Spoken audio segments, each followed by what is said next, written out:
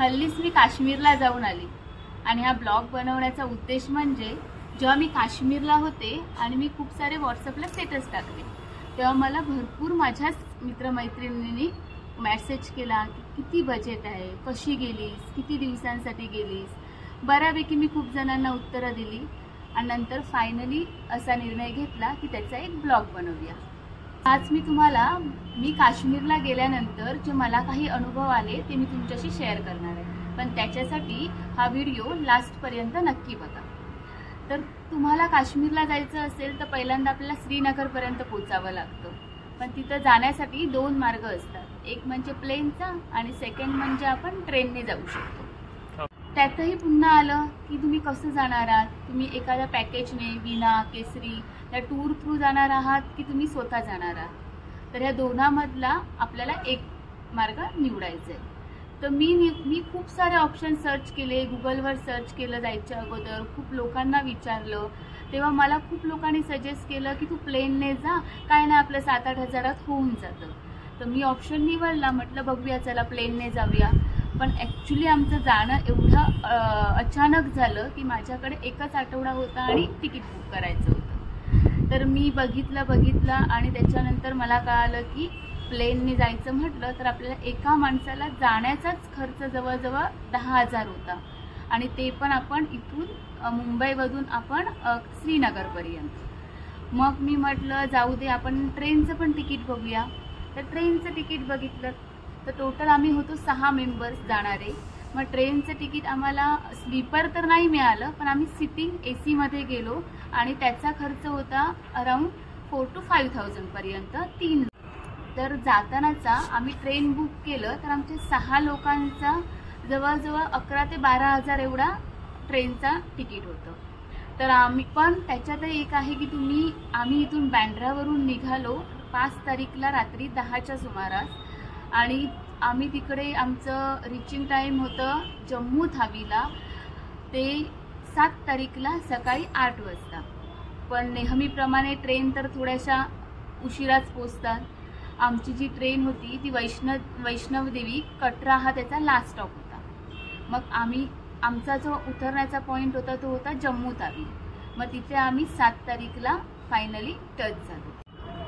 7 तारीखला आमचा टायमिंग होता 8चा पोचण्याचा, पण नेहमीप्रमाणे ट्रेन लेट झाल्यामुळे आम्ही 1 वाजता पोचलो. म्हणजे तुम्ही पकडूनच ठेवा की 5 ते 6 तास तुमची ट्रेन ही लेट असू शकते. पण ह्या जर्नीमध्ये जाताना आम्हाला काय सामना करावा लागला तर मी तुम्हाला सांगेन की तुम्ही जर जाणार असाल तर खूप सारे फ्रूट्स घेऊन जावा. जर तुमच्याबरोबर लहान मुलं असतील तर त्यांच्या आवडीप्रमाणे जो काही खाऊ असेल तो घेऊन जावा. कारण मध्ये जे तुम्हाला गॅप मिळतो किंवा ट्रेनमध्ये येतच असतं काही ना काहीतरी, पण फ्रेश असेलच असं सांगू शकत नाही. पराठा येतो सकाळचा किंवा कुलचा येतो, छोले भटुरे येतात. काही ठिकाणी फ्रेश गरम गरम मिळतात, पण काही ठिकाणी आपण अंदाज आपला चुकतो. तर अशामुळे जर कोणाला शुगरचा त्रास असेल, अजून काही त्रास असेल तर त्या हिशोबाने आपण आपला बरोबर खाऊ असलेला चांगला. हे माझं सजेशन आहे. त्याच्यानंतर तुम्हाला जाण्यापूर्वी पूर्ण तयारी करावी लागते. म्हणजे तुम्हाला तिथून पुढे कसं जायचं आहे. तर जम्मू थावीला आम्ही ट्रेनने उतरलो बरं का. मग त्याच्या पुढे आपल्याला पुन्हा श्रीनगरला पोचायचं आहे. श्रीनगरला पोचण्यासाठी पुन्हा 7 तास लागतात. मग तिथे कसं जाणार, मग श्रीनगरवरून पुन्हा आपण आपल्या लोकेशन कसं फिरणार आहोत, ह्या सगळ्याचा विचार करून आपल्याला पहिला प्री प्लॅनिंग करावं लागतं. तर मी ज्याप्रमाणे प्लॅनिंग केलं की आम्ही अगोदरच एक हॉटेल बुक केलेलं आणि आम्ही सेल्फ गेलेलो. आम्ही काही पॅकेज घेतलं नव्हतं किंवा कोणत्या टूरने गेलो नव्हतो, आम्ही सेल्फ गेलेलो सगळं सर्च करून. जायच्या अगोदर 1 आठवडा जवळजवळ आम्ही सगळी माहिती घेतली की कोणत्या ठिकाणी फिरायचे आहे, कोणतं तिकीट अवेलेबल आहे तिथे, कुठे राहणार आहोत, हॉटेलचं बजेट काय आणि पॅकेजचं पण बजेट काय. त्याप्रमाणे आम्ही त्याचा डिफरन्सेस केले आणि आम्ही शेवटी एक हॉटेल बुक केलं. हॉटेल सर्वसामान्य मध्यमवर्गीय लोकांना परवडण्यासारखं आमचं हॉटेल होतं आणि एक बंगलो टाईप होतं. छान होतं, असं घरातलंच फिलिंग आल्यासारखं असं छान असं हॉटेल होतं. त्याच्यानंतर आम्ही कॅब बाजारवरून एक कॅब बुक केलेली आणि ती कॅब आम्हाला जम्मू तावीमध्ये रिसीव करण्यासाठी आलेली. पण जेव्हा आम्ही जम्मू तावीला पोचलो त्याच्यानंतर हे एक किस्सा म्हणजे की तुम्हाला तुमचं जर इकडून जाणार असाल कोणीही व्यक्ती तर तुम्हाला पोस्टपेड कार्ड लागतं. जर तुमचं प्रीपेड कार्ड असेल तर तिथे तुमचं प्रीपेड कार्ड चालत नाही. आपण जाताना पठाणकोट आलं की आपलं कार्ड चालायचं बंद होतं. म्हणून मग तुम्ही जेव्हा कधी प्लॅन कराल तेव्हा तुमच्या फॅमिलीला हे अगोदर सांगूनच जावा की तुमचं कार्ड बंद असेल. आणि तिथे तुम्हाला जम्मू तावीला पोचल्यावर भरपूर सारे ऑप्शन्स आहेत की तिथे तुम्ही कार्ड घेऊ शकता. पण तिथे पण माझा एक्सपिरियन्स हा मी सांगते की तुम्ही लक्षात ठेवा तिथे खूप जण असतील पण तुम्ही ते सांगतील 24 तासानंतर कार्ड ॲक्टिवेट होईल, कोणी सांगेल 2 तासानंतर होईल. तर असं करू नका. तर तुम्ही तिथे लगेच विदिन 10 मिनिटमध्ये तुमचं कार्ड ॲक्टिवेट होईल असंच कार्ड चूज करा. म्हणजे तुम्हाला ते तुम्ही पुढे गेलात आणि ॲक्टिवेट नाही झालं तर पुन्हा प्रॉब्लेम्स यायला नको. मग अशा प्रकारे आम्ही तिथे आमचे आधार कार्ड आणि दाखवून एकच 6 जणांमध्ये एक कार्ड घेतला आम्ही आणि मग पुढे आम्ही कॅब थ्रू गेलो. आमची कॅब तिथे ड्रायव्हर काका आलेले होते, वेट करत होते. मग तिथून आम्ही पुढे मग श्रीनगरला जायला निघालो. इव्हन ते जात असताना ते व्ह्यू बघून इतकं सुंदर वाटत होतं की ते सगळं सिनेरी, स्नो टाईप, थोडंसं थंड वातावरण आणि सगळं खडकं असं ते बघून एकदम मस्त वाटत होतं की खरंच खूप एका छान ठिकाणी आम्ही आलोय. मग असं वाटेत गेल्यावर आम्ही हॉटेलमध्ये थांबलो जेवणासाठी आणि त्याच्यानंतर जेवून आणि आम्ही पुढची आमची सवारी चालू केली. मग पुढे आम्हाला श्रीनगरला पोचायला जवळजवळ 9:30 वाजले. 2, 3, 4, 5, 6, 7, 8, 9 म्हणजे ऑलमोस्ट आमचे 8-9 तास त्याच्यात गेले. पण तिथे गेल्यानंतर बघतो तर काय अजून एक एक्सपिरियन्स आला, अनुभव तो तुम्हाला सांगायला आवडेल की भरपूर सारा काळोख, कोणी जास्त लोक नव्हती, हॉटेल ऑलमोस्ट सगळी दुकानं बंद झालेली होती. मग आम्ही ड्रायव्हर काकांना विचारलं हे असं काय, असं सगळं बंद बंद दिसतंय. तेव्हा त्यांनी आम्हाला सांगितलं की आपण मुंबईमध्ये कसं आपण रात्री 11-12 वाजता सुद्धा कामावरून आलो तर तिकडे लाईट्स आणि असतात, आपल्याला सगळी सवय असते. पण इथे ऑलमोस्ट सगळं 9-9:30 नंतर बंद होतं. खूप कोणी लोक दिसत नाही, दुकानं सुद्धा कंपल्सरी इकडची बंद होतात. तर हा एक आम्हाला पहिला एक्सपिरियन्स झाला की आम्हाला वाटलं आम्ही कुठे आलो बापरे, म्हणजे अशा ठिकाणी. पण नंतर मग आम्ही फायनली आमच्या हॉटेलवर पोचलो. मग हॉटेलवर पोचल्यानंतर रात्रीच्या जेवणाचं काय हा तर प्रश्न पडलाच. मग आम्ही हॉटेलवाल्या काकांना विचारलं की जेवण मिळू शकतं का किंवा काय ऑप्शन आहे. मग अशावेळी मला तुम्हाला सांगायचं वाटेल की अशावेळी तुम्ही तुमच्याबरोबरचे फ्रूट्स ठेवलात, कॅरी केला, तुमचं थोडंसं खाणं जर तुमच्याकडे असेल तर ते इमर्जन्सीला उपयोगी पडेल. पण आमचं लक चांगलं होतं की फायनली त्या हॉटेलवाल्या काकाने आम्हाला गरम गरम चपात्या, राजमा आणि भेंडी फ्राय एवढा ऑप्शन तरी आमच्यासाठी दिला. आणि आम्ही फ्रेश होऊन ते जेवायला आलो आणि खूप सुंदर असं त्यांचं जेवण होतं, टेस्टी होतं. त्यांचा राजमा, भेंडी फ्राय खरंच खूप छान होतं. आणि अशा प्रकारे आम्ही त्या रात्रीचं जेवण केलं. मग त्याच्यानंतर ड्रायव्हर काकांनी सांगितल्याप्रमाणे तिथून आम्हाला पहिलं जायचं होतं सोनमार्गला, सेकंड डेला. तर सोनमार्गला ते सकाळी 8 वाजता आम्हाला रिसीव्ह करायला येणार होते, 8-9 वाजेपर्यंत. आणि तिथून मग आम्ही सोनमार्गला जाणार असेल. पण आता ही आमची सेल्फ आम्ही बुक केलेली कॅब होती म्हणून आम्हाला ते डायरेक्ट घेऊन जाणार होते. जर कोणी प्लेनने येणार असेल श्रीनगरपर्यंत तर तिथून त्यांना पुन्हा सेपरेट कॅब करावी लागते. किंवा त्या लोकांचं असं असतं की तुम्ही ही कॅब सोनमार्गपर्यंत किंवा पहलगामपर्यंत ज्या ठिकाणी आपण जाणार आहोत तिथपर्यंत जाते आणि तिथून पुढे स्पॉट बघण्यासाठी तुम्हाला वेगळी कॅब करावी लागते. तर आमच्या कॅबचं साधारण हे बजेट होतं 30,000 रुपये पूर्ण. त्याच्यात त्यांनी आम्हाला पूर्ण लोकेशन पण केलं, श्रीनगर टू जम्मू तावी आणि जम्मू तावी टू श्रीनगर असं सगळं जाण्याचा येण्याचा इन्क्लुडेड त्यांनी 30,000 पर्यंत आमचा खर्च आला. तिथून मग आम्ही दुसऱ्या दिवशी सोनमार्गला गेलो. पण आम्ही जो गेलेला महिना होता तो मे मध्ये गेलेलो. पण तिकडचा जर तुम्हाला काश्मीरला जायचं असेल तर बेस्ट सीझन आहे ते जानेवारी-फेब्रुवारी. म्हणजे तिथं तुम्हाला रिअल स्नो आणि थंडी अनुभवायला मिळेल. आणि आम्ही गेलेलो तेव्हा मे मध्ये स्नो होता पण तो पायथ्याशी नव्हता, त्याच्यासाठी आम्हाला जरा पुढे जावं लागणार होतं. मग तिथला एक किस्सा तुम्हाला सांगायला नक्की आवडेल मला की आम्ही सोनमार्गला पोचलो आणि सोनमार्गला पोचल्यानंतर तिथे सगळेजण एकदम असे येतात की घोडा घेण्यासाठी, घोडा घ्या, सॉक्स घ्या, हँड ग्लोव्ज घ्या करून. आणि तिथं काही असं सुचत नाही, आपण ग्लोव्ज घ्यावे लागतात, पुढे गेल्यावर हँड ग्लोव्ज मिळत नाही, खूप बर्फ आहे, असे भरपूर सारं त्याने एवढं कन्फ्युजन केलं की तिथे विचार करायला सुद्धा वेळ मिळत नाही. आणि घोड्याची पण किंमत, एका व्यक्तीने एकाच घोड्यावर बसायचं. तर आम्ही ऑप्शन दिला की आमच्याबरोबर 2 मुलं आहेत तर ती एकत्र बसतील किंवा मी, आई आणि मुलगा एका घोड्यावर बसतील. तर नाही, ते बिलकुल ऐकत नाही. आणि मग त्यांच्या घोड्याच्या पण किंमत 3,000 3,500 असे. मग ते आपल्याला बार्गेनिंग करावं लागतं तिथे. बऱ्यापैकी बार्गेनिंग करा. तर मी तुम्हाला हेच सांगेन की तुम्ही गेलात तर अचानक असं कन्फ्यूज होऊन जाऊ नका, विचार करा आणि बार्गेनिंग करा. मग आम्ही शेवटी रेडी झालो जायला. आणि तेव्हा ते शूज देतात, बूट आपल्याला लॉंग तिथे स्नोमध्ये थंड लागेल म्हणून घालण्यासाठी देतात. आणि हँड ग्लोव्ज आणि कॅप, जॅकेट हे सगळं आम्ही घेऊन गेलेलो. पण एवढी काय थंडी नसल्यामुळे काय जास्त काही थंडी नव्हती तिथे. तर आम्ही तिथं पण एक सांगायला आवडेल की जेव्हा तुम्ही बूट घेता तर तुम्ही प्रॉपर तुमच्या मापाचे घ्या. आता मोठ्यांना तर चालून जाईल, पण छोट्यांमध्ये माझ्या मुलाचा एक प्रॉब्लेम आला की माझ्या भावाच्या मुलाचा बूट एकदम परफेक्ट साईजचा मिळाला आणि माझ्या मुलाला एक मिळाला, तो मी मोठा चेंज केला, दुसरा चेंज केला, पण त्याने तिसरा दिला, तो सुद्धा त्याला लूज झाला. आणि आम्हाला हा एक्सपिरियन्स जेव्हा आम्ही तिथे पोचलो तेव्हा त्याच्या जेव्हा पायातून तो बूट निघायला लागला तेव्हा त्याला त्या बर्फ त्याच्या आतमध्ये जायला लागला आणि तेव्हा रडायला लागला. तेव्हा कळालं, अरे ह्याच्या शूजची साईज अजून आपण जरा छोटी घेतली पाहिजे होती. तर ते पण तुम्ही एक लक्षात ठेवा तिथे गेल्यानंतर. आणि वाटेत जाताना आम्हाला तिथे पुढे गेल्यावर अशी कितीतरी लोक भेटली जिथे 2 मुलं एका घोड्यावर घेऊन जात होती. मग असं तिथं फसायला झालं की आम्ही एक घोडा आमचा वाचू शकला असता, एका घोड्याचे पैसे. पण ती लोक तेव्हा त्याने एवढं काही सांगितलं आणि आम्हाला पण काही सुचलं नाही आणि आम्ही सेपरेट घोडे करून दिलो.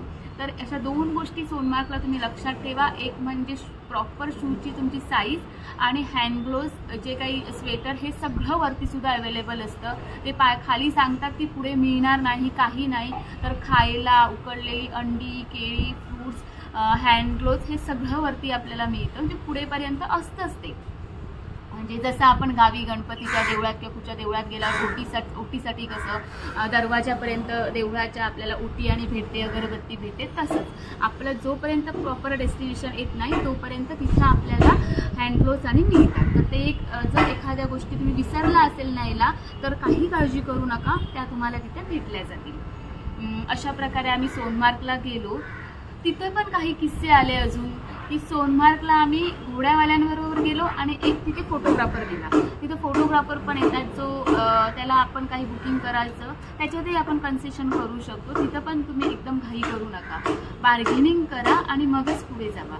मग अशा प्रकारे एक फोटोग्राफर आणि घोड्यांबरोबर आम्ही 6 घोडे घेतले. नाही, 6 नाही, आम्ही घोड्यांच्या बाबतीत त्यांना कन्व्हिन्स करून एका घोड्यावर आम्ही 2 मुलं बसवली, आमची 6-6 वर्षाची.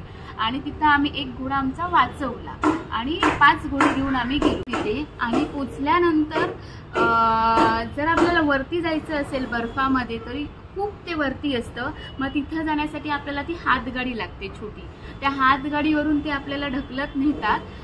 मग तीच आपण त्या रायडिंग करून येताना सुद्धा घेऊ शकतो. मग तिथं पुन्हा 2-4 लोक अशी आली. तिथं कन्फ्युजन परत की आली डायरेक्ट हेल्प करायला, आम्हाला हेल्पला आलो, ये चाहिए करके आगे कैसे जाएंगे असं बोलत. आणि आम्ही आपलं गेलो, त्यांच्याबरोबर गेलो. आणि जेव्हा आमचं डेस्टिनेशन यायच्या ठिकाणी जेव्हा त्यांना रिटर्न जायचं आहे तेव्हा ते म्हणायला लागले आता इसका पैसा दे दो. मग आम्ही म्हटलं, आम्हाला वाटलं ही लोक जे घोड्यावाल्यांबरोबर आम्ही आलो त्यांच्याबरोबरच मिळालेली आहेत, त्यांच्याबरोबरच हेल्पला आलेली आहेत. तेव्हा पण असं काही बोलणं झालं नाही. आणि सडनली जेव्हा पैसे मागण्यासाठी एकदम 2-4 लोक अशी इतना पैसा हुआ, तेव्हा पुन्हा कन्फ्युजन की हे काय कसले पैसे मागतात आपल्याकडे. मग तिथे पुन्हा आपल्याला पैसे द्यावे लागतात. तुम्ही हा पॉईंट सुद्धा लक्षात ठेवा जेव्हा तुम्ही तिथे जाल. तर असे जर कोणी मदत करायला आलं तर पहिलंच क्लिअर करा की तुम्ही पैसे घेणार आहात की तुम्ही फुकटमध्ये करतायत, असं म्हणजे आपण पण क्लिअर राहतो. अशा प्रकारे आम्ही तिथे आनंद घेतला सोनमार्गला. एवढा जास्त स्नो न होता पण बऱ्यापैकी होता की आम्हाला एक बरं वाटलं की लहान मुलांना त्याचा त्रास होणार नाही त्या थंडीचा. अशा त्यांना ॲडजस्ट होणं एवढं वातावरण होतं.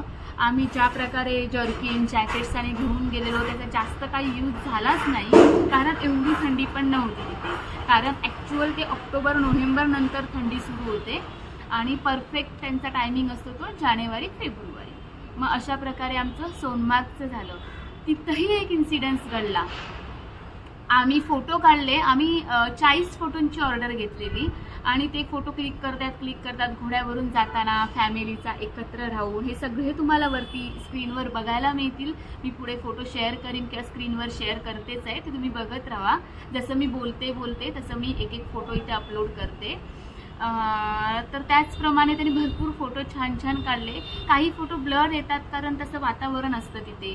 मग त्याच्यामुळे ते सगळं झाल्यानंतर जेव्हा आम्ही रिटर्न आलो आणि रिटर्न आल्यानंतर जायची वेळ आली, सगळ्यांचे पैसे आम्ही देऊन टाकले, घोड्यावाल्यांचे, फोटोग्राफरचे. पण अजूनही तिथे माझं सजेशन असेल की तुम्ही तुमचे फोटो चेक करून घ्या. कारण आम्ही जेव्हा एवढ्या घाईत होतो आम्ही फोटो सगळे घेतले आणि जास्त फोटो झाले आम्ही म्हणून त्याचे पैसे पण देऊन टाकले. पण जेव्हा आम्ही जायला निघालो तेव्हा आम्ही बघितले तर ते फोटो आमचे ब्लर आलेले होते. ऑलमोस्ट हार्डली 10च फोटो आम्हाला क्लिअर मिळाले, बाकी सगळे फोटो आमचे खराब निघालेले होते. आता करणार काय? आता ते तर आम्ही तिकडून तर जवळजवळ आम्हाला अर्धा तास झालेला निघून. मग लकीली आमच्याकडे त्यांचा नंबर आम्ही येताना घेतलेला. मग आम्ही त्यांना कॉल केला, त्यांच्याशी बोललो आणि मग त्यांना सांगितलं. तर ते बोलते नाही एन्व्हायरमेंट ऐसा आहे, वातावरण तसं असल्यामुळे तो ब्लड आला, तुम्ही बघा. मग आम्हाला ती मोठी कसरत करून थोडीशी मग आमच्या ड्रायव्हर काकाने हेल्प केली. सांगितलं आपण पोलीस कंप्लेंट करूया, असं करूया. त्यांच्याशी बोलणं झालं आणि असं करून आम्हाला आमचे थोडे पैसे रिटर्न मिळाले. ते रिटर्न मिळाले म्हणून आम्ही पुढची जर्नी आमची हॅपीली करू शकलो. तर ते पण एक एक्सपिरियन्स आहे तुमचा की तुम्ही ते फोटो चेक उशीर झाला तरी चालेल, चेक करा आणि मगच पैसे द्या. सोनमार्गवरून आम्ही जवळजवळ 6च्या सुमारास रिटर्न आमच्या हॉटेलवर पोहोचलो आणि त्याच्यानंतर आम्ही ठरवलं की पुन्हा आपण लोकल एरिया आणि दाल लेक शिकारा राईड्स बघून यायचं. हॉटेलला गेल्यावर 2-3 गोव्याची लोक भेटली, त्यांना बघून जरा बरं वाटलं. कारण मी कोकणातली असल्यामुळे जरा गावाकडचं फिलिंग आलं, त्याच्यामुळे जरा मस्त वाटलं. आणि मग आम्ही फ्रेश होऊन पुन्हा खाली उतरलो की दाल लेकला जाण्यासाठी. दाल लेकला गेल्यावर तिथे शिकारा राईड्स होत्या, बोट होत्या, हाऊस बोट होत्या. बरं का, तुम्ही जर काश्मीरला जाणार असाल तर तुम्ही रिसॉर्ट किंवा हाऊस बोट घेऊ शकतात. हे 2 ऑप्शन आहेत तुमच्याकडे. तिथे शिकारा राईड्स खूप ऐकलेलं होतं त्याबद्दल, पण आम्ही काही केल्या नाही. कारण आम्ही कॅम्प मॅक्सला मुंबईला रिसॉर्टमध्ये आणि गेलो, गावी बोटिंग केलेलं असल्यामुळे 3000 त्याचे चार्जेस होते. म्हणजे 2000च्या वरतीच होतं. ते बार्गेनिंग केलं तरी काय तेवढंच येणार होतं.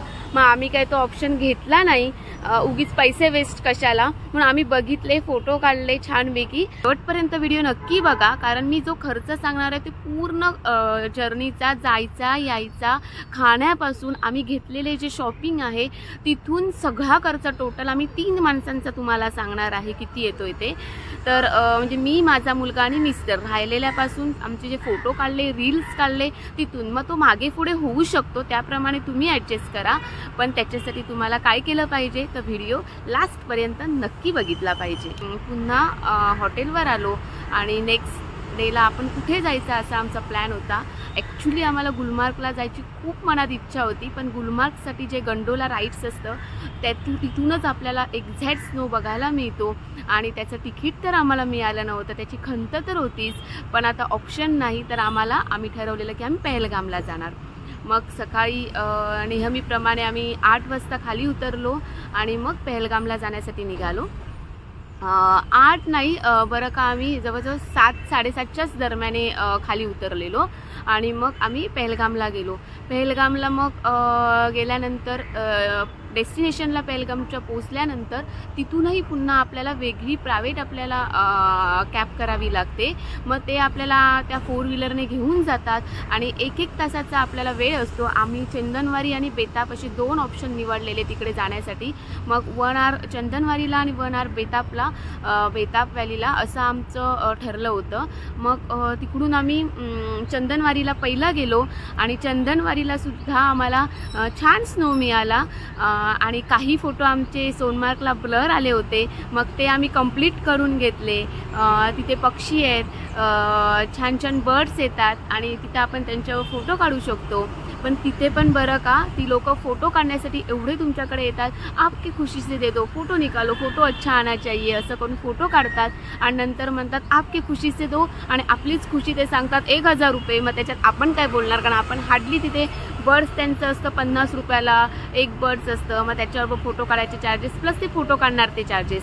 मग नाही म्हटलं तरी आपल्याला ते आपण म्हणतो ठीक आहे 300 400 किंवा 500 रुपयापर्यंत ठीक आहे, हार्डली आपण 4-5 फोटो काढणार। पण ती लोक डायरेक्ट तिथं 1000 रुपये सांगतात, तर तिथं पण घाई करू नका। आणि तिथं आल्यानंतर आलो आम्ही बेताबवालीला। तिथे बेताब मूवीचं शूटिंग झालं होतं आणि आम्ही पोचल्यानंतर तिथे अजूनही काही हिंदी सिरियल्सचं आणि वेगवेगळ्या लँग्वेजचे शूटिंग चालू होते, तेही आम्हाला बघायला मिळालं। आणि अगेन तिथे एंटर केल्यावर ते घोड्यासाठी आले, घोडालो आणि बरं का आजचं ट्रेंडिंग चालू आहे रील्स आणि फोटोचं, तर ते सुद्धा ते लोक करून देतात, घोड्यावरून रील्स बनवून देतात। पण त्या घोड्यांचे चार्जेससुद्धा असतात जास्त। तिथेही तुम्ही बार्गेनिंग करायला विसरू नका, कारण मोस्टली बार्गेनिंग तर सगळीकडे करावं लागतंच आपल्याला बाहेर कुठेही गेलो तरी। आणि तिथे ते घोड्याने पूर्ण स्पॉट दाखवतात, पूर्ण ग्रीनरी सगळे व्ह्यू दाखवतात। पण काही होतं तिथे घोड्याने फिरण्यात जास्त वेळ जातो। आणि बेताबवालीला एक सुंदर गार्डन आहे, जर लहान मुलं असतील तर त्यांना ते गार्डन दाखवा। आणि तिथे आपल्याला जो काश्मीरी ड्रेस घालून आपल्याला फोटो काढायचे असतील तर तेही काढून घेऊ शकतो आपण। मी वरती लावलेलेच आहेत। अशा प्रकारे आम्ही अगेन तिथे घोडा घेतला आणि एक रील बनवला, पूर्ण व्ह्यू बघितले आणि पटकन लास्टची 15-20 मिनटं आमच्याकडे राहिली 1 तास संपायला, तसं आम्ही गार्डनमध्ये गेलो आणि थोडासा आम्हाला 15 मिनटं एक्स्ट्राच लागला आणि त्याचेही आमचे चार्जेस घेतले 4 व्हीलरवाल्याने। असं करून आम्ही आलो शेवटी आणि बेताबवाली कंप्लीट केली। असं झालं आमचं पहलगामचं जर्नी। कुठे फसायचं आणि नाही फसायचं ते आपल्यावर डिपेंड असतं। तर अशा प्रकारे आम्ही ते चंदनवारी आणि बेताब व्हॅली 2 ठिकाणं पहलगामला केली। खरंच खूप मस्त पहलगाम आहे। जाताना आम्हाला जी नदी लागली, पाणी बघायला मिळालं, व्ह्यूज बघायला मिळाले, ग्रीनरी बघायला मिळाली आणि ते स्नोचं वातावरण असं सुंदर जे होतं, दगड आणि ते बघण्यासारखे होते। म्हणजे लिटरली आपले फोटो काढण्यापेक्षा आम्हाला ते सगळं शूट करण्यातच खूप मजा आली। तर तुम्ही जाताना खूप सारी तुमची मेमरी खाली करून जावा। मी जवळजवळ 10 ते 15 GB खाली करून नेले। तिथून पहलगाम झाल्यानंतर आम्ही पुन्हा आमच्या हॉटेलवर आलो आणि आम्ही आमच्या व्हॅनवाल्या काकांना सांगितलं होतं की आपण संध्याकाळी सेम आपण लोकल मार्केट करूया। मग आम्ही घरी पोचलो। आम्ही जवळजवळ 7-7:30 वाजता आम्ही रिटर्न हॉटेलवर पोचलो। त्याच्यानंतर पुन्हा फ्रेश झालो आणि फ्रेश झाल्यानंतर मग आम्ही पुन्हा लोकल मार्केटमध्ये जाण्यासाठी निघालो। मग लोकल मार्केटला जाण्यासाठी काका बोलले की आणि माझा भाऊ बोलला की आपण थोडीशी शॉपिंग करूया, बघूया तरी इथे काय मिळतं। माझ्या आईने तर सांगितलेलं मला तर काश्मीरी मिरच्याच घेऊन ये, पण ते काय पॉसिबल नव्हतं आणि ते सीझन पण नव्हतं। आई आता एजड आहे तर त्यांना तेच मसाले बिसाले उन्हात सुकत घालून मिरच्या बनवून मी आपलं मसाले करीन असं तिचा थॉट होता। तर आम्ही म्हटलं चला असंच बघूया इकडच्या मार्केटमध्ये काय मिळतं म्हणून। मग आम्ही मार्केटमध्ये गेलो स्पेसिफिक आणि मार्केटमध्ये आम्ही बघितलं तर मार्केट असं जाता जाता आम्हाला असे काही तिकडचे नेल कटर्स एक छान होते, खूप असे मस्त आणि स्वस्त होते। पुन्हा स्वेटर होते, जर्किन्स होत्या, मोस्ट ऑफ सगळं थंडीचंच सगळं कपडे आणि होते। तर ते आम्ही असंच थोडंसं लोकल मार्केटमध्ये माझ्या भावाने थोडीशी शॉपिंग केली आणि त्याच्यानंतर मग मी असं आम्ही संध्याकाळी डिनरला म्हणून एका रेस्टॉरंट म्हणजे चायनीज टाईप होता, धाबा होता आणि तिथे पोचलो। तिथे पोचल्यानंतर आम्हाला एक आंटी भेटली आणि ती एवढी स्वीट आंटी होती, ओनर होती ती त्या धाब्याची। त्या हॉटेलचं मी तुम्हाला फोटोवरती स्क्रीनवर तुम्ही बघालच आणि खूप छान मस्त वाटलं आम्हाला। आणि ती आंटी एवढी स्वीट होती आणि तिने जो घातलेला ड्रेस बघून मी आंटीला विचारलं की आंटी आम्हाला इथे जर काश्मीरी ड्रेस घ्यायचे असेल तर कुठे मिळतील। मग त्याने आमच्या व्हॅनवाल्या काकांशी बोलणं केलं आणि त्यांना सांगितलं इथे इथे घेऊन जावा। मग तिथे एक कारखाना आहे बाबा कारखाना असा, मग तिकडे पण ते एका आम्हाला काका बोलले पण घेऊन जातो म्हणून। आणि तिथं त्यांना पण आम्ही लोक आवडलो, आमचा फीडबॅक आवडला, कसं वाटलं विचारलं आणि मग त्याने आमचा एक छोटासा इंटरव्ह्यू घेतला आणि आम्हाला जेवणाबद्दल रिव्ह्यू द्यायला सांगितले। आणि त्याने माझ्या मुलाचा सुद्धा स्पेसिफिक इंटरव्ह्यू घेतला की त्याने आंटीला बोलला aunty thank you so much, it's a juicy barbecue, it's really delicious. So मग ती इम्प्रेस झाली माझ्या मुलावर, छोटाच आहे 6 वर्षाचा। आणि त्या दोघांचं असं बोलणं चालू झालं आणि तिथे एक यूट्यूबर भेटला आम्हाला जो फूडीज रेसिपी आणि करतो, मग त्याच्याबरोबर माझ्या मुलाने फोटो बिटो काढले आणि मग तिथून आम्ही निघालो। मग नेक्स्ट डे आता आमचा होता, लास्ट डे होता नेक्स्ट डे, तरी पण आमची ट्रेन जी होती ती जम्मू तावीवरून रात्री होती आमची ट्रेन। सो रात्री असल्यामुळे अराऊंड 11-12च्याच दरम्यान होती। तर आमच्याकडे तो एक दिवस होता आमच्याकडे फिरण्यासाठी। सो आम्ही हे सांगताना मला अजून एक आवडेल की तिकडे जाताना तुम्ही ज्या डेस्टिनेशन फिरतात तेव्हा तिथे एक कावा म्हणून चहा मिळतो, इतका सुंदर लागतो। आणि मी स्वतः डायबेटिक असल्यामुळे मला तो असा विदाऊट शुगरचा सुद्धा तिथे अवेलेबल होता, इतकं छान वाटलं कारण ते थंडीचं वातावरण आणि अशावेळी चहा प्यायची तल्लफ येते आणि माझ्या बरोबरची सगळी पीत होती तर मलाही प्यावीशी वाटत होती। तर तो कावा चहा सगळ्यांनी नक्की टेस्ट करा आणि येताना घेऊन आलात तरी चालेल, म्हणजे आम्ही आल्यानंतर आम्हाला असं वाटलं अरे आम्ही का नाही आणला। आणि भरपूर सारी सॅफ्रॉन म्हणजे तुम्हाला केशरची शॉप्स मिळतील, तिथं ड्रायफ्रूट्स मिळतील, ते ड्रायफ्रूट्ससुद्धा तुम्ही नक्की ट्राय करा। ॲटलिस्ट तुम्ही घेऊ नका पण त्या शॉपला व्हिजिट करा, कारण व्हिजिट केल्यानंतरच आपल्याला आयडिया येते की कोणते नवीन नवीन ड्रायफ्रूट्स तिथे भेटतात ते। मग ब्लॅक करंट आणि असे ॲपलचे असे वेगवेगळे मिळतात। प्लस आम्ही जेव्हा पहलगामला वरून रिटर्न येत होतो तेव्हा तिथे आम्हाला पिकलसुद्धा मिळाले, ॲपलची जाम, ॲपल व्हिनेगर फ्रेश, ॲपल पिकल, गार्गिक पिकल। आणि मला सांगण्यासारखी तिकडची गोष्ट म्हणजे ज्या मुलींकडून आम्ही घेतले ते रस्त्यावर अक्षरशः स्टॉल होते त्यांचे आणि ते स्टॉल हात दाखवतात गाड्यांना आणि येण्यासाठी रिक्वेस्ट करतात आणि त्या मुली लिटरली ते बुरखा आणि घालून इतक्या सुंदर। आणि एक मुलगी PhD करत होती, एक मास्टर करत होती, पण ती आपल्या आईवडिलांना हेल्प करत होती। ती गोष्ट मला खरंच त्यांची आवडली आणि आम्ही मग त्यांच्याकडून ते फ्रेश असे ॲपल जाम, गार्गिक पिकल आणि ॲपल व्हिनेगार असं मी आणि माझ्या भावाने आम्ही दोघांनी पण त्यांच्याकडून घेतलं। टेस्ट म्हणेन त्या जेव्हा टेस्टमध्ये डिशमध्ये देतात ते आपल्याला सगळं छान वाटतं, तर उगीच आपण तिकडे भेटत नाही मुंबईला किंवा गावी आपल्या ठिकाणी म्हणून एकदम सगळं घेऊ नका, एखाद दुसरा आयटम ठीक आहे आपल्यासाठी। मग तो किस्सा झाला तिथला एक आठवला मला मध्येच। आणि मार्केटमध्ये मग दुसऱ्या दिवशी आमचा जाण्याचा दिवस आला, लास्ट डे, कारण आम्ही 2 दिवस नाईट आणि 3 दिवस आणि 2 नाईट असेच आमचे दिवस होते, जास्त नाही म्हणजे 2.5 दिवसच पकडा।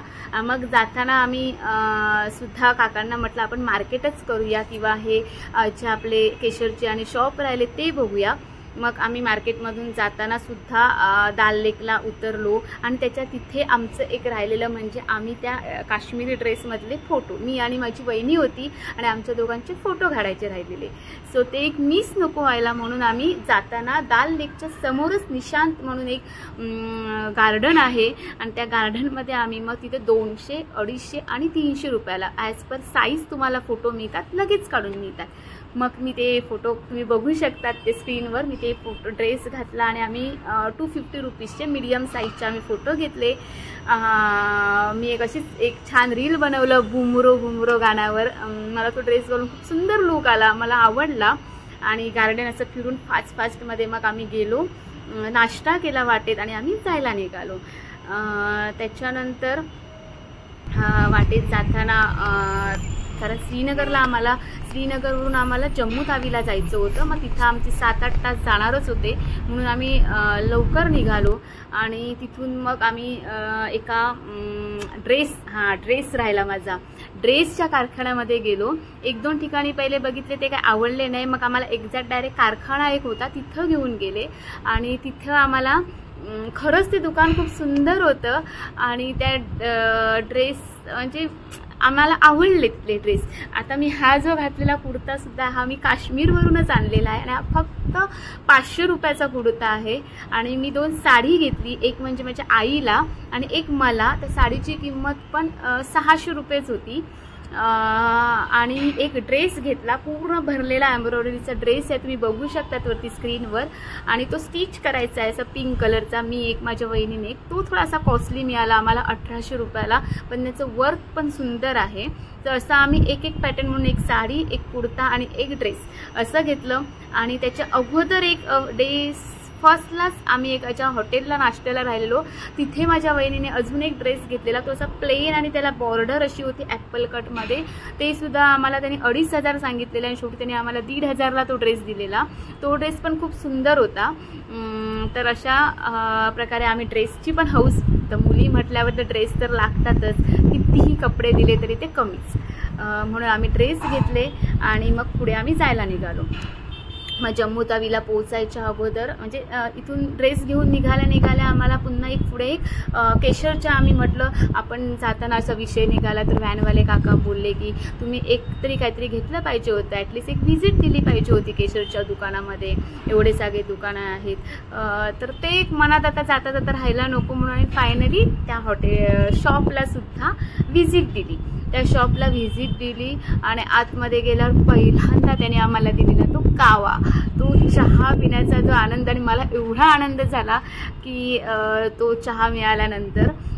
त्याच्यानंतर त्यांनी व्हरायटी ऑफ ड्रायफ्रूट्स तिथं ठेवले. आणि मला अजून एक तिकडे आवडले की शुगर फ्री त्यांच्याकडे ड्रायफ्रूट्स 2 होते, एक ॲपलचं होतं आणि एक चेरी होती, ब्लॅक चेरी म्हणून. नॅचरल शुगर होती त्याच्यामध्ये जास्त स्वीट नव्हतं, जो नॅचरल स्ट्रॉबेरी असते तशी तिची स्वीट होती. मग मी ती पटकन घेतली. असे 2 आयटम मी घेतले माझ्यासाठी आणि बाकी आम्ही ते छोटे बदाम असतात ते घेतले. आणि मी एक लिप बाम घेतला केशरचा. आणि ती लोक बोलली. आणि तिथं एक शुगरसाठी आणि एक छोटं औषध होतं शिलाजीत म्हणून, ते मला तिथल्या एका आंटीने ॲडवाईस केलेलं. पण मी म्हटलं, आम्ही त्यांच्याकडून कार्ड घेतलं. ते बोलले जर तुम्हाला काहीही लागलं तरी आम्ही ऑर्डर देऊ शकतो, कुरिअर करू शकतो. मग ठीक आहे म्हटलं, पहिला आपण हे सगळं ट्राय करून बघूया. आणि मग आम्ही ते सगळं घेऊन मग पुढे आमच्या पुढच्या प्रवासाला निघालो. मग अशा प्रकारे आम्ही तिथून निघालो, मस्त व्ह्यू होते छान बघत. आणि फायनली आम्ही रात्री 10च्या आसपास आम्ही आमच्या जम्मू तावीला पोचलो. मग जम्मू तावीनंतर मग त्या काका होते आमच्याबरोबर. आम्ही तिथे जेवणाचा ऑप्शन बघत होतो. मग स्टेशनच्या बाजूलाच आम्हाला एक हॉटेल, नेहमीप्रमाणे 9:30 नंतर सगळी दुकानं बंद, त्याच्यामुळे आम्हाला हॉटेल भेटत नव्हते. हॉटेल भेटत होते तर पार्किंग भेटत नव्हते, असे प्रॉब्लेम्स फेस करावे लागले. मग नंतर आम्हाला फायनली स्टेशनच्या बाजूलाच एक हॉटेल मिळालं, तिथं बिर्याणी पार्सल घेतली आणि आम्ही स्टेशनला गेलो. त्या काकाने आम्हाला सामान पण आणून द्यायला मदत केली. असे ते खूप सुंदर, त्यांचा फोटो मी वरती लावेनच व्हिडिओमध्ये, तुम्ही बघू शकता. खूप चांगले होते. त्यांचा नंबरही माझ्याकडे आहे. जे माझ्या कॉन्टॅक्टमधली लोक असतील त्यांना जर जो हवा असेल तर त्यांनी मला पर्सनल व्हॉट्सअपला मेसेज करू शकतात. मी त्यांना त्यांचा नंबर देईन किंवा तुम्ही बुक करून सुद्धा जाऊ शकतात. अशाही पर्सनल सजेशन असे असतील की जर तुम्हाला जायचं असेल, तुम्ही सगळ्याकडून विचार करा. जर तुम्हाला प्लेनने जायचं असेल तर तुमचा दिवस वाचेल, टाईम वाचेल, पण तुमचे पैसे खर्च होणार. आणि तुम्हाला ट्रेनला जायचं असेल तर आमच्यामध्ये एवढी एक्साइटमेंट होती जाण्याची की आम्ही तो प्रवास एकदम झेलला. पण येताना प्रॉब्लेम झाला की येताना आमची स्लीपर होती, AC नव्हती, नॉन AC स्लीपर होती, पण ती सगळ्या ठिकाणी थांबत आली. आणि पुण्यापर्यंत आमचं तिकीट होतं आम्हाला मिळालेलं. आणि पुण्याला ती जवळजवळ 7 ते 8 तास लेट झाल्यामुळे आम्ही तिथे बोर झालो की एवढा उशीर, म्हणजे जवळजवळ एक प्रवास आम्हाला जास्त केल्यासारखा वाटला. त्याच्यामुळे आमचे दिवस वाढले. आमची लिमिटेड सुट्टी होती माझी, पण तरी पण काश्मीर फिरायचंच हा आमच्यात एक्साइटमेंट होती, त्याच्यामुळे आम्ही ते सहन केलं. तर तुम्हाला ते सजेशन असेल माझ्यासाठी की तुम्ही विचार करा, तर तुमच्याकडे खूप कमी वेळ असेल आणि कमी लोक असतील तर तुम्ही प्लेनने जाऊ शकता, किंवा जर तुमच्याकडे जास्ती वेळ असेल, तुमच्याकडे दिवस जास्त असेल सुट्टीचे, तर तुम्ही उगीच पैसा खर्च करू नका. कारण प्लेनने जर तुम्ही केलात तरी तुम्ही 10,000 ऑलमोस्ट पकडा एका व्यक्तीचे, म्हणजे जाण्या येण्याचे 20,000, म्हणजे 3 लोकांचे किती झाले तुमचे 20 रुपये होतात जाण्या येण्याचे. आणि प्लस आम्ही 6 लोक गेलेलो, म्हणजे आमचे 1,20,000 ते श्रीनगरपर्यंत. आणि श्रीनगरपासून पुन्हा तुम्हाला डेस्टिनेशन तुमचं प्रॉपर फिरण्यासाठी कॅब करावी लागली असती, म्हणजे तिथंही तुमचे पैसे गेले असते. म्हणजे तो सगळा खर्च बघितला तर आमच्या 3 जणांचा खर्च होता आमचा अराउंड 80,000 रुपये. म्हणजे आम्ही जे फोटो काढले, रील्स बनवले, इन्क्लुडिंग फूड, वेळ घ्या, ते एवढ्या फास्ट सगळे येतात आपल्या आजूबाजूला की आपल्याला वेळ नाही भेटत. तर मी तेच सांगेन पुन्हा एकदा, जावा, मस्त आहे, एकदम मिनी स्वित्झर्लंड सारखं फिलिंग्स येतं, खूप छान आहे. प्रत्येकाने काश्मीरला गेलंच पाहिजे. माझी पण गंडोला राईड राहिली आहे, तर मी गुलमार्गसाठी पुन्हा एकदा काश्मीरला व्हिजिट करेन. आणि तुम्ही पण मुद्दाम बघा, खूप सुंदर काश्मीर आहे, तिथली लोक छान आहेत, व्ह्यूज छान आहेत, खूप एन्जॉय करू शकतात. माझा व्हिडिओ आवडला असेल तर नक्की लाईक करा. लाईक करायला वेळ लागत नाही, तर पटकन फक्त एक बटन क्लिक करायचं आहे, शेअर करा आणि पूर्ण व्हिडिओ बघा आणि सबस्क्राईब करा. आम्ही ट्रॅव्हल करताना आमचे ड्रायव्हर काका बोललेले की एक वाक्य जे बोलले ते मला खूप आवडलं, की आम्ही त्यांना विचारत होतो की कुठच्या सीझनमध्ये आलं पाहिजे, आता स्नो केवढा असणार आहे, आपल्याला भेटेल की नाही. तेव्हा ते आम्हाला बोललेले की मुंबई की फॅशन और काश्मीर का मौसम कभी भी बदल सकता है. तर हे आम्हाला वाक्य खूप आवडलेलं, की खरंच आहे ते, की कोणत्या पण सीझनला आपण येऊ. आता मे मध्ये आम्ही आलो, गरम होतंय, पण असं काही नाही. खूप लोक म्हणत होते की आता स्नो मेल्ट झालेला असेल, नसेल, पण असं नाही झालं. आम्हाला स्नो बऱ्यापैकी मिळाला. तर ऑक्टोबर नंतर जानेवारी फेब्रुवारीमध्ये रिअली खरा तिथं स्नो आपल्याला बघायला मिळेल.